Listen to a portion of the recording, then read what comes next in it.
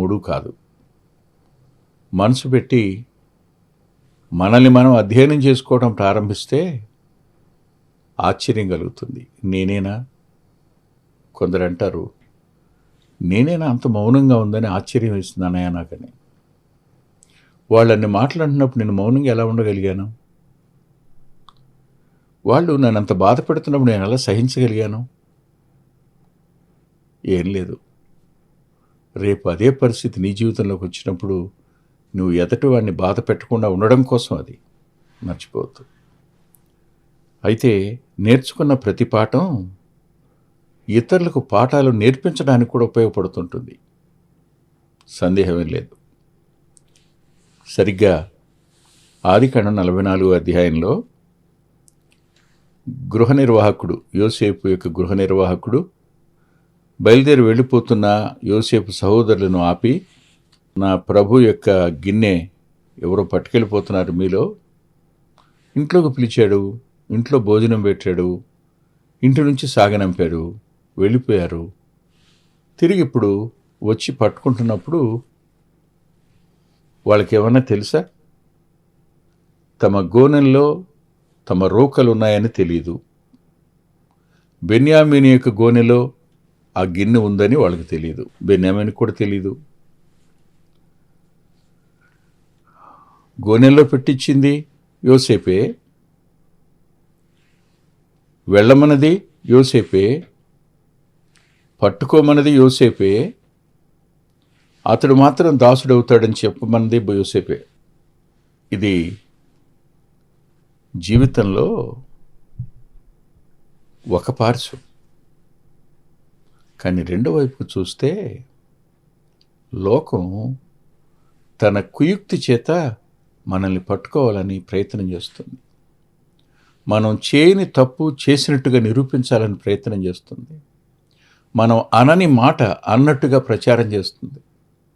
మన జీవితంలో ఏవి లేవో అలాంటి దోషాలు, పాపాలు లోకంలో ప్రచారం అవుతుంటాయి, ఖచ్చితంగా అవుతుంటాయి. ఇది కుయుక్తి అంతే, కుయుక్తి అంతే. నాకు పాలన్న జీవితం బ్రతుకు బండిలోని కేసు అనే పుస్తకం అన్న ఒకరోజు సంఘటన చెప్పారు. అది తమిళ్ డేవిడ్ అనే ఓ భక్తుని యొక్క జీవితం. బ్రదర్ అసెంబ్లీస్లోనికి తమిళ్ డేవిడ్ గారు వాక్యం చెప్పడానికి వచ్చేవారట. అగ్రిప్ప గారు, ఫాక్స్ గారు, ప్రభుదాస్ గారు చిన్న వయసులో ఉన్నప్పుడు, అంటే యవనస్తుడికి సేవలోనే ఉన్నప్పుడు ఆ కాలంలో జరిగిన సంఘటనలు అవి. ఈ పాలన్న చాగలలో సేవ చేశారు. ఆ అన్న చెప్పిన మాట ఏమిటంటే, ఆయన ఆంధ్ర వస్తే తిరిగి వెళ్ళడానికి 2 వారాలు పట్టేదట. ఒక్కోసారి నెల కూడా ఉండేదేమో తెలీదు. తిరిగి ఇంటికి వెళ్ళేవాడు. సహవాసం ఉంది, స్థానిక సహవాసం ఉంది. ఆ స్థానిక సహవాసం లోపల ఒక కుర్రాడున్నాడు. అతడు తరువాత తరానికి చెందినవాడు, అంటే నెక్స్ట్ జనరేషన్ సక్సెసర్ కావలసిన వాడు. తమిళ్ డేవిడ్ గారి మనసులో కూడా అతనికి మనం సహవాసాన్ని అప్పగిద్దామన్న ఆలోచన ఉంది. అయితే అతని మనసులో పురుగు తొలిచి ఇది డేవిడ్ గారి సహవాసం అంటారు కానీ నా సహవాసం అంటారా అనే ఆలోచన వచ్చింది. వచ్చి ఆయన ఆంధ్ర నుంచి తమిళనాడుకు వెళ్ళక మునిపే ఆయన క్యారెక్టర్ మీద లేనిపోయినవి పుట్టించి ఈయన వెళ్ళేటప్పటికి సహవాసాన్ని 2గా చీల్చుకుని అతను వెళ్ళిపోయి వేరే చోట పెట్టుకున్నాడు. కొద్దిమంది మిగిలారు. విచిత్రం, కుయుక్తి ఎంతటి వాడినైనా పట్టుకుంటుంది. అట్టి కుయుక్తిలో పట్టుకున్నప్పుడు ఆయన మళ్ళీ తిరిగి సువార్త సేవకు రాలేదు. ఆయన బెడ్ రిడెన్ అయిపోయారట. బెడ్ రిడెన్ అయిపోయిన తర్వాత అతను ప్రభుని నమ్ముకున్నవాడే కదా, మారు మనసు పొందినవాడే కదా, కానీ అపవాది యొక్క తంత్రానికి గురయ్యాడు. తన నాయకుడిని మోసం చేశాడు. ఆయన పడక మీద ఉన్నాడు, 2 సంవత్సరాలు అయిపోయింది, చనిపోతాడేమోనని ఫీలింగ్ ఉంది. అలాంటి పరిస్థితుల నడుమ తనంతట తానే వెళ్ళి క్షమాపణ కోరడానికి వెళ్ళాడు. వాస్తవానికి తప్పు చేసిన వ్యక్తి క్షమాపణ కోరడానికి కూడా మనసు లేనటువంటి ఆత్మీయ దరిద్రత నేడుంది. మీ వల్ల ఎవరు గాయపడ్డారో అతనికి నువ్వు క్షమాపణ చెప్పడానికి ఇష్టపట్టల్లా, వాళ్లే వచ్చి నాకు క్షమాపణ చెప్పాలని మనస్తత్వంలోనికి నేటి క్రైస్తవం వెళ్ళిపోయింది. ఆ కుర్రాడు వచ్చాడు, తమిళ దేవుడి గారి దగ్గర కూర్చుని, అన్న నన్ను క్షమించండి, క్షమించాను, ఒక మాట చెప్పండి, లేనివి పుట్టించాను, లేనివి కల్పించాను, మీ సాక్ష్యాన్ని హత్య చేశాను, నన్ను క్షమించండి అని అంటే ఆయన అన్నమాట కొద్దిసేపటి వరకు ఏం మాట్లాడలేదట. మళ్ళీ మళ్ళీ అడుగుతుంటే తల దిండు తీసిచ్చి, బాబు తీసుకెళ్ళు, దాన్ని విప్పి ఆ దూది ఆరపెట్టి ఆ గలేబును కవరు తెచ్చి నాకు ఇవ్వు.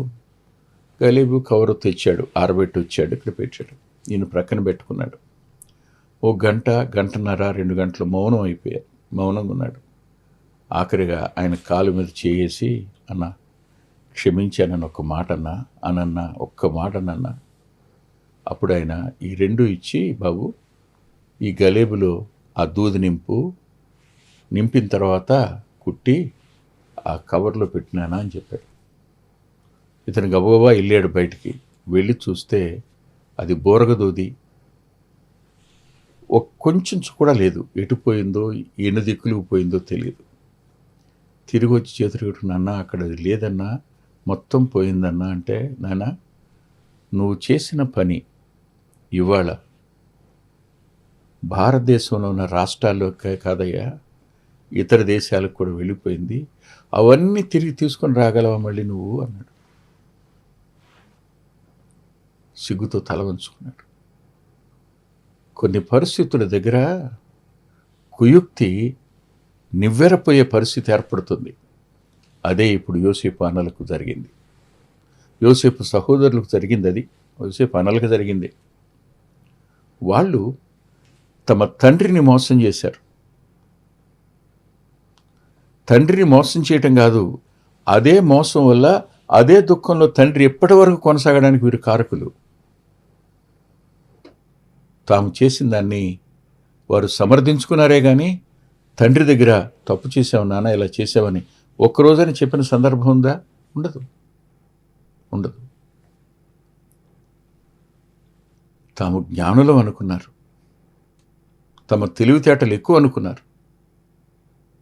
అందుకని ఏం చేశాడు యోసేపులో ఏ తప్పు ఉంది? ఏం లేదు కదా.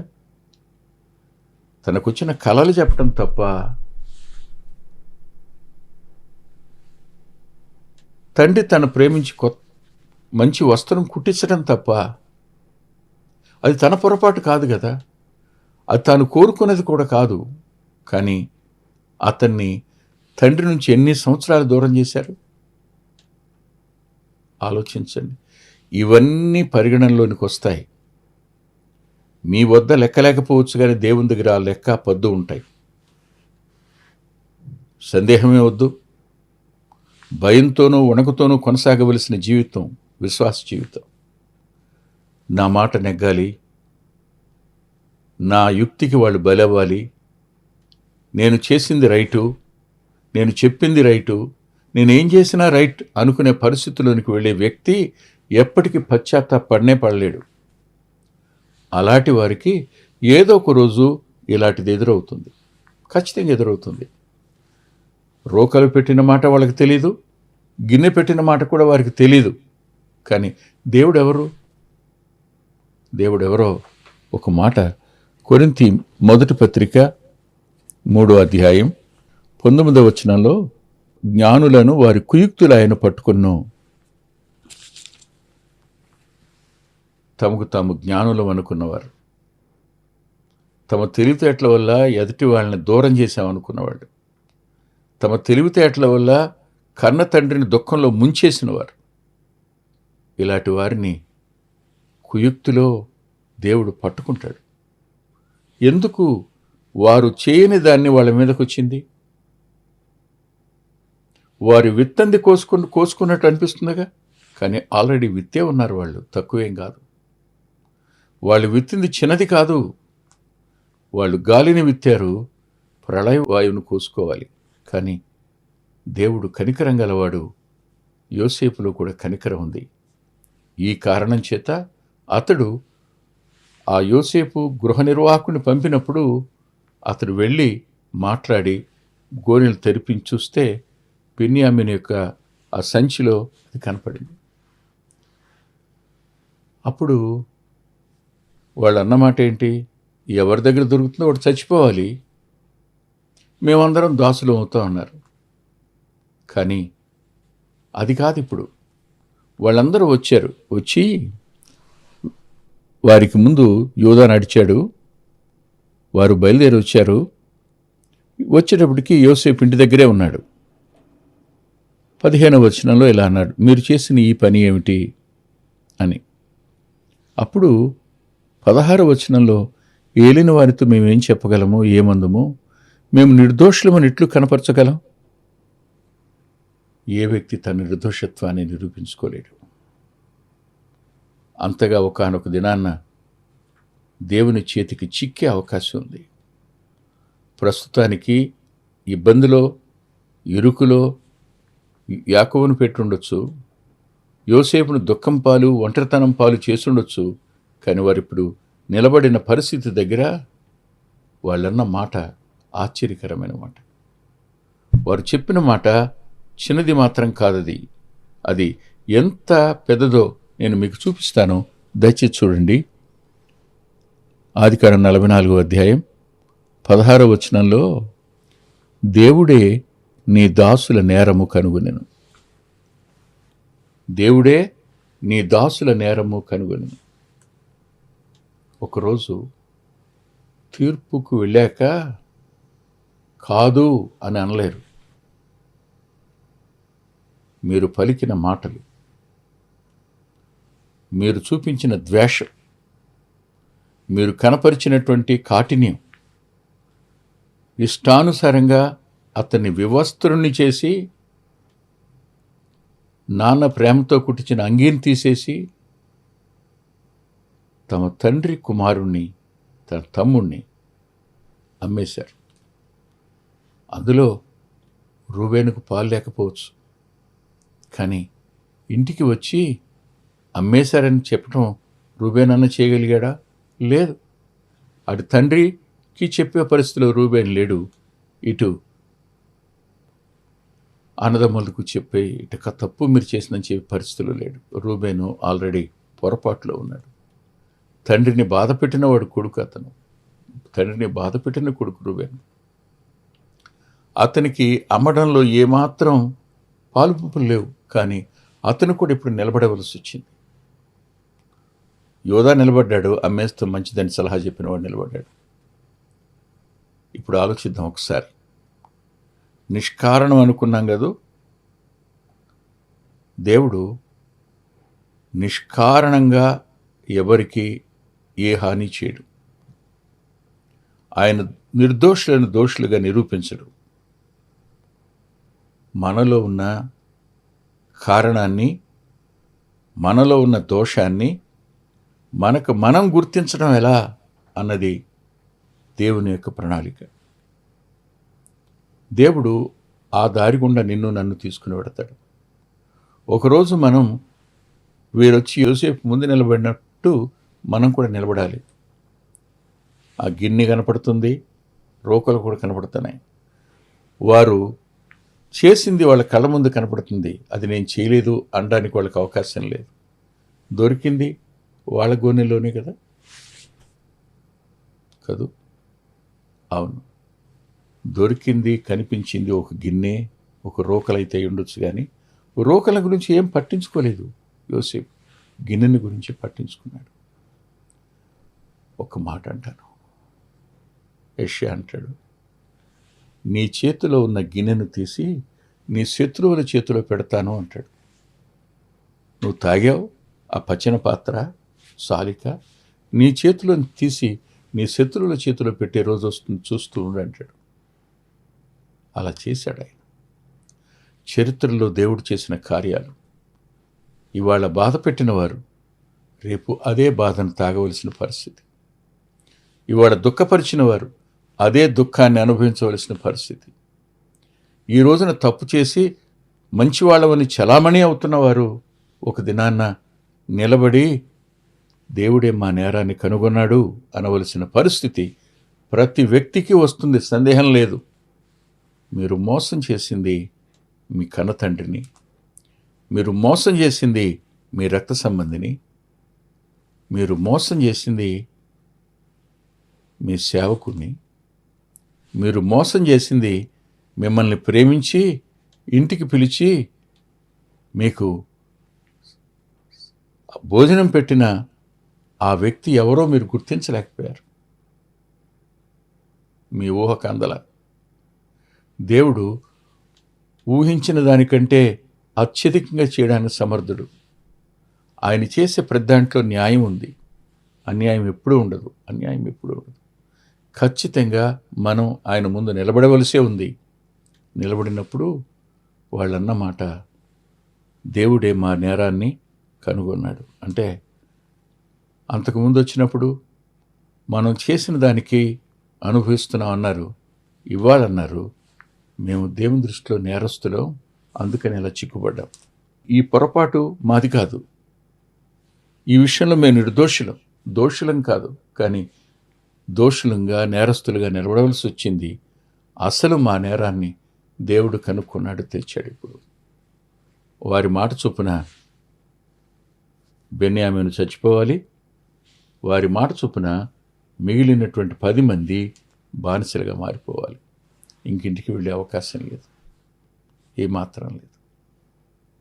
ఆలోచించండి. ఇప్పుడు వాళ్ళు ఎంత వేదన చెందారో చెప్పినప్పుడు వాళ్ళు ఒక విషయాన్ని చెప్పారు. అదేమిటంటే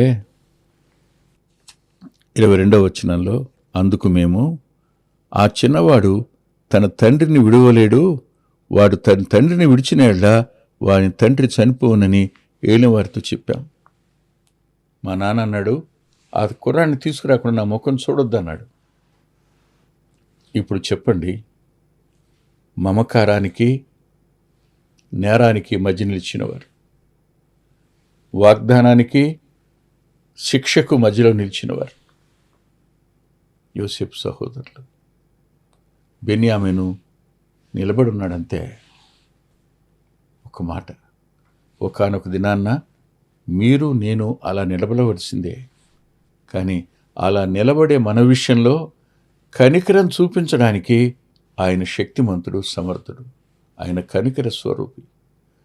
ఆయన మన నిమిత్తమై తన ప్రాణాన్ని బలిగా పెట్టినవాడు. ఎంత క్లిష్టమైన పరిస్థితినైనా, ఎంత దోషాన్నైనా క్షమించడానికి సమర్థుడైనవాడు.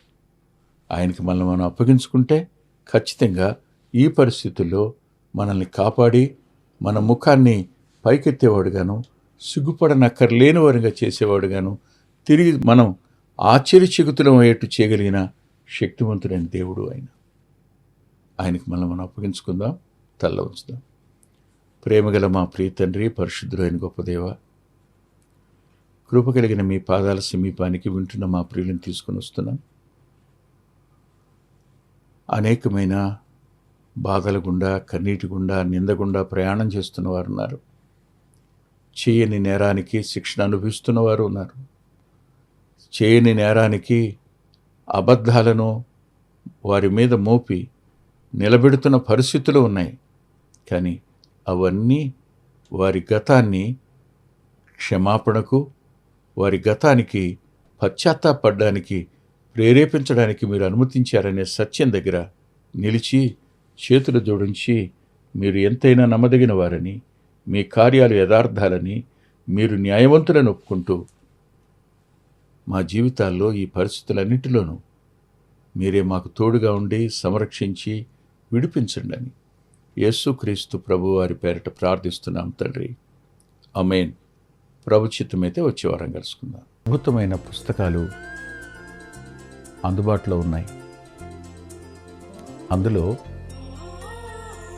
అంత్యోక్ మినిస్ట్రీస్ నుంచి ప్రచురితమైన మీ ఆత్మీయ క్షేమానికి మేలు కలుగు చేసే పుస్తకాలు, మీ ఆత్మలను దేవుని కొరకై ఉజ్జీవింప చేసే పుస్తకాలు, ప్రభువులాగా జీవించడానికి ప్రేరేపించే పుస్తకాలను దైవాత్మ సహాయంతో రాయటం జరిగింది. పిల్లల కొరకై చిత్రీకరించబడిన 5 DVDలు అందుబాటులో ఉన్నాయి. ప్రతి DVD పిల్లలను దేవుని కొరకు ఎంతగానో విశ్వాసాన్ని పెంపొందింపజేసేవిగాను, ఆసక్తిని కలిగించేవిగాను, ఆత్మలో ప్రభువుని హత్తుకునేట్టు చేసేవిగాను ఉన్నాయి. ఈ మధ్యన వెలువడినటువంటి ఆ DVD సాధనం, అది మీ పిల్లలకు ఎంతైనా మేలు చేస్తుంది. ఆ పాటలను మీరు చూస్తున్నారు. వాటన్నిటినీ మీరు పొంది ఆత్మీయంగా మేలు పొందాలని ఒక దైవ సేవకునిగా మీకు మనవి చేస్తున్నాను. 6వ పిల్లల DVD సమయం అందుబాటులో ఉంది. 5 చూసిన వారు 6వది కూడా మీ పిల్లలకు చూపించి మీరు చూచి అంతరంగంలో దేవుణ్ణి స్తుతిస్తారని నమ్ముతున్నాను. తప్పకుండా ఈ DVDలు తీసుకోండి. 2018వ సంవత్సరం తెలుగు VBS DVD దాహం, పిల్లల ఆత్మీయ క్షేమం కోసం 10 పాటలతో దృశ్యరూపకంగా దీన్ని తయారు చేయడం జరిగింది. తప్పనిసరిగా ఈ DVD తీసుకోండి. పిల్లలకు వీటిని పరిచయం చేయండి. ఈ పాటలు మీ పిల్లలకు నేర్పండి. మీ సండే స్కూల్లో ఈ పాటలు నేర్పడం మర్చిపోకండి. నూతనంగా వచ్చిన పిల్లల DVD ఐక్యత అనే టైటిల్ పెడదామనుకున్నాం, కానీ కలిసి ఉందాం అనేటువంటి టైటిల్ని పెట్టడం జరిగింది. కలిసి ఉందాం, అది పిల్లలకు ఎంతో ప్రయోజనకరమైన DVD. దానిని మీరు పొంది మీ పిల్లల ఆత్మీయ క్షేమాన్ని ఖచ్చితంగా చూస్తారని నేను నమ్ముతున్నాను. ఆ DVDని మీరు సంప్రదించి పొందవచ్చు. సాధు సాల్మన్ గారి జీవితం, ఆయన గోదావరి నది దగ్గర ఒక ఆశ్రమాన్ని స్థాపించి అనేక మందిని ప్రభువులోకి నడిపినవారు, అనేక మంది జీవితాలను ఆయన ప్రోత్సహించినవారు. ఎంతో ప్రోత్సాహకరమైన ఈ జీవితాన్ని చదివి మీరు తప్పకుండా ఆత్మీయమైన మేలు పొందుతారు. ఎంతో దిద్దుబాటు ఈ పుస్తకం మూలకంగా జరుగుతుంది. తప్పకుండా చదవండి. గత 30 సంవత్సరాలుగా, ఇది 31వ సంవత్సరం, క్రీస్తు సువార్త పత్రిక అనేక మంది ఆత్మీయ ఆకలిని తీరుస్తున్నటువంటి మాసపత్రిక. ఈ పత్రికను మీరు పొంది మీ ఆత్మీయ జీవితాలకు మేలు కలుగు చేసుకుంటారని హృదయపూర్వకంగా మీకు సిఫార్సు చేస్తున్నాను. గత 2 సంవత్సరాలుగా పిల్లల ఆత్మీయ క్షేమం కోసం సచిత్ర ద్విమాస పత్రిక నెలవంక వెలువడుతోంది. అనేక మంది పిల్లలు ఆత్మీయంగా మేము మేలు పొందామని వారి ఉత్తరాల ద్వారాను వ్యక్తిగతంగా కలుసుకున్నప్పుడు సాక్ష్యం చెబుతున్నారు. మీరు కూడా మీ పిల్లల కోసం నెలవంక పత్రికను మీరు పొందొచ్చు. అందుకొరకై ఈ క్రింద ఇవ్వబడినటువంటి ఫోన్ నెంబర్ని మీరు సంప్రదించండి.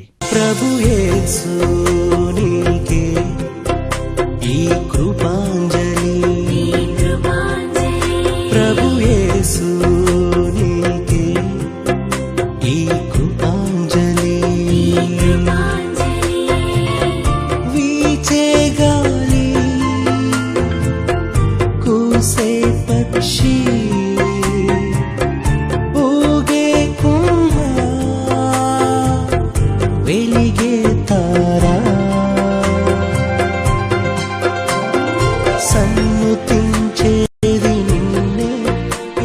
మా చిరునామా కృపాంజలి, బ్రదర్ పిల్లా వెంకటరత్నం, రామచంద్రపురం రోడ్, గుడివాడ, కృష్ణా జిల్లా, ఆంధ్రప్రదేశ్.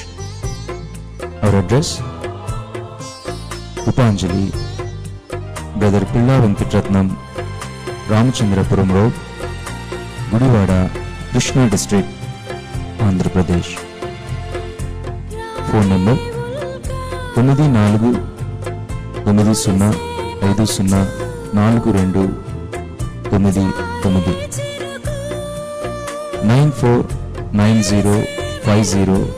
9490504299. రాలేవుగా కురిసే మంచు జారే చిరుకు మెరిసే